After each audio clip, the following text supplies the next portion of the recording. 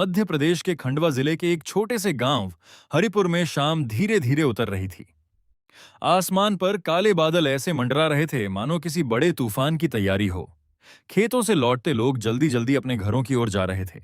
हवा में मिट्टी की खुशबू थी, लेकिन उसके साथ एक अजीब बेचैनी भी महसूस हो रही थी। गांव के किनारे एक टूटा फूटा कच्चा घर था, जिसकी दीवारों पर बारिश के पुराने निशान साफ दिखाई देते थे। उसी घर में रहती थी 22 साल की निशा। बड़ी बड़ी आंखें, चेहरे पर मासूमियत और जिंदगी के संघर्षों ने उसके चेहरे की चमक थोड़ी फीकी जरूर कर दी थी, लेकिन उसकी आंखों में अभी भी उम्मीद बाकी थी। निशा अपनी मां सावित्री के साथ रहती थी। उसके पिता का देहांत कई साल पहले हो चुका था। मां लंबे समय से बीमार थी, कभी खांसी, कभी बुखार, कभी सांस लेने में तकलीफ। गांव के सरकारी अस्पताल में बस दवाइयों का नाम था, इलाज का नहीं। पैसे इतने नहीं थे कि शहर ले जाकर इलाज करा सके। निशा सुबह लोगों के घरों में काम करती, दोपहर में खेतों में मजदूरी और रात को अपनी मां की सेवा। उसकी जिंदगी में आराम नाम की कोई चीज नहीं थी, लेकिन फिर भी उसने कभी किसी के सामने हाथ नहीं फैलाया। उस शाम भी वह जल्दी जल्दी लकड़ियां इकट्ठा कर रही थी। तभी तेज हवा चलने लगी। कुछ ही मिनटों में बारिश शुरू हो गई। बारिश इतनी तेज थी कि सामने का रास्ता भी दिखाई नहीं दे रहा था। बिजली की चमक पूरे गांव को पल भर के लिए उजाला देती और फिर सब कुछ अंधेरे में डूब जाता। निशा ने जल्दी से दरवाजा बंद किया और अपनी मां के पास जाकर बैठ गई। मां, दवा खा लो, उसने प्यार से कहा। सावित्री ने कमजोर आवाज में कहा, बेटी, तूने कुछ खाया? हाँ मां, खा लिया, निशा ने झूठ बोला। असल में घर में बस 2 सूखी रोटियां बची थीं जो उसने अपनी मां के लिए रख दी थीं। खुद उसने सुबह से कुछ नहीं खाया था। बारिश लगातार बढ़ती जा रही थी। अचानक दरवाजे पर जोर जोर से दस्तक हुई। धड़, धड़, धड़। निशा डर गई। इतनी रात में कौन हो सकता था? गांव में अक्सर चोरी और झगड़ों की खबरें आती रहती थीं। उसने धीरे से पूछा, कौन है? बाहर से एक कमजोर आवाज आई, कृपा करके दरवाजा खोल दीजिए, मैं घायल हूं। निशा कुछ पल चुप रही। उसका दिल तेजी से धड़क रहा था। सावित्री ने धीरे से कहा, बेटी, पहले देख तो सही कौन है।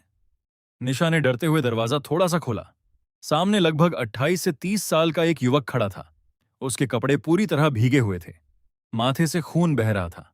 हाथ पर गहरी चोट थी। चेहरा थकान और दर्द से भरा हुआ था। मुझे बस एक रात की पनाह चाहिए, उसने कांपती आवाज में कहा। मेरी गाड़ी रास्ते में खराब हो गई, फोन भी बंद है। निशा असमंजस में पड़ गई। अनजान आदमी को घर में रखना खतरे से खाली नहीं था, लेकिन उसकी हालत देखकर इंसानियत भी उसे रोक नहीं रही थी। कुछ पल बाद उसने दरवाजा पूरा खोल दिया। अंदर आ जाइए, उसने धीरे से कहा। युवक अंदर आया और थककर जमीन पर बैठ गया। निशा ने जल्दी से एक पुराना तौलिया दिया। फिर मिट्टी के चूल्हे में आग जलाकर पानी गर्म किया।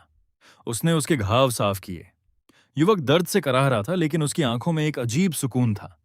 शायद इसलिए क्योंकि किसी ने बिना पहचान पूछे उसकी मदद की थी। आपका नाम? निशा ने पूछा। आरव, युवक ने जवाब दिया। असल में उसका पूरा नाम आरव मल्होत्रा था, लेकिन उसने सिर्फ आरव कहा। वह इंदौर का बड़ा बिजनेसमैन था, करोड़ों की कंपनी का मालिक, लेकिन उस वक्त उसकी हालत किसी आम इंसान जैसी थी। आप खाना खाएंगे? निशा ने पूछा। आरव ने कहा, अगर थोड़ा मिल जाए तो। निशा ने बिना कुछ बोले अपनी मां के लिए रखी दोनों रोटियां और थोड़ी सी दाल उसके सामने रख दी। सावित्री सब समझ रही थी, लेकिन उसने कुछ नहीं कहा। आरव ने भूख से खाना खाया। हर निवाले के साथ वह निशा को देख रहा था। इतने गरीब घर में रहने वाली लड़की खुद भूखी रहकर भी एक अनजान आदमी को खाना खिला रही थी। रात गहराती गई। बाहर तूफान और तेज हो गया। आरव ने पूछा, आप लोग यहां अकेले रहते हैं? हाँ, निशा ने जवाब दिया। पापा नहीं रहे, मां बीमार हैं, बस जैसे तैसे जिंदगी चल रही है। आपने कभी मदद नहीं मांगी? निशा हल्का सा मुस्कुराई। गरीब हूं साहब, लेकिन हाथ फैलाना नहीं सीखा। उसके शब्द सीधे आरव के दिल में उतर गए। वह ऐसे लोगों के बीच पला बड़ा था जहां रिश्ते पैसों से तय होते थे, जहां लोग फायदा देखकर साथ देते थे। लेकिन यहां एक लड़की थी जिसके पास कुछ नहीं था, फिर भी दिल इतना बड़ा था। रात में जब सब सो गए, आरव की आंखों से नींद गायब थी। वह टूटी छत को देख रहा था जहां से बारिश का पानी टपक रहा था। उसी घर में निशा अपनी मां के पास बैठी थी और उन्हें पंखा झल रही थी। उसे पहली बार महसूस हुआ कि असली अमीरी क्या होती है। सुबह बारिश रुक चुकी थी। आसमान साफ था। गांव में लोग अपने काम पर निकलने लगे थे। तभी घर के बाहर कई गाड़ियों के रुकने की आवाज आई। पूरा गांव चौंक गया। इतनी महंगी गाड़ियां गांव में पहली बार आई थीं। कुछ लोग भागकर वहां पहुंचे। सूट पहने कई लोग जल्दी जल्दी उस घर की ओर बढ़े। सर, आप ठीक हैं? उनमें से एक आदमी ने घबराकर पूछा। निशा और उसकी मां हैरान रह गईं। आरव बाहर आया। तभी गांव वालों में कानाफूसी शुरू हो गई। ये तो कोई बड़ा आदमी लगता है, इतनी बड़ी गाड़ियां, कहीं नेता तो नहीं? आरव के मैनेजर ने कहा, सर पूरी रात हम आपको ढूंढते रहे, आपकी गाड़ी पहाड़ी के पास मिली थी। अब निशा समझ चुकी थी कि वह कोई आम इंसान नहीं है। आरव ने निशा की ओर देखा, उसकी आंखों में सम्मान था। मुझे अब जाना होगा, उसने कहा। निशा ने बस सिर हिला दिया। जाते जाते आरव ने पूछा, अगर मैं आपकी मदद करना चाहूं तो? निशा ने तुरंत जवाब दिया, हम गरीब जरूर हैं लेकिन एहसान लेकर जीना नहीं चाहते। आरव मुस्कुराया, ये एहसान नहीं होगा, इंसानियत का कर्ज होगा। लेकिन निशा ने फिर भी मना कर दिया। आरव चला गया। गांव वालों की नजरें अब बदल चुकी थीं। जो लोग पहले निशा को गरीब समझकर नजरअंदाज करते थे, वही अब उससे सवाल पूछ रहे थे। कौन था वो? तुम उसे पहले से जानती थी क्या? इतना बड़ा आदमी तुम्हारे घर क्यों आया? लेकिन निशा ने किसी को कुछ नहीं बताया। दिन बीतते गए। जिंदगी फिर उसी संघर्ष में लौट आई। एक दिन सावित्री की तबीयत अचानक बहुत बिगड़ गई। उन्हें सांस लेने में दिक्कत होने लगी। निशा घबरा गई। वह गांव के डॉक्टर के पास भागी। डॉक्टर ने कहा, इन्हें तुरंत शहर के अस्पताल ले जाना पड़ेगा। लेकिन मेरे पास इतने पैसे नहीं हैं। निशा की आंखों में आंसू आ गए। डॉक्टर ने मजबूरी में सिर झुका लिया। निशा अपनी मां को लेकर घर लौट आई। पूरी रात वह रोती रही। पहली बार उसे लगा कि शायद गरीबी इंसान से सब कुछ छीन लेती है। अगली सुबह अचानक गांव में हलचल मच गई। गांव के बाहर एक बड़ी एम्बुलेंस और कई गाड़ियां खड़ी थीं। आरव वापस आया था, उसके साथ शहर के डॉक्टर भी थे। निशा हैरान रह गई। आप? आरव ने कहा, उस दिन आपने एक अनजान आदमी की जान बचाई थी, आज मेरी बारी है। डॉक्टरों ने सावित्री की जांच की और तुरंत उन्हें शहर के बड़े अस्पताल ले जाया गया। निशा की आंखों में आंसू थे।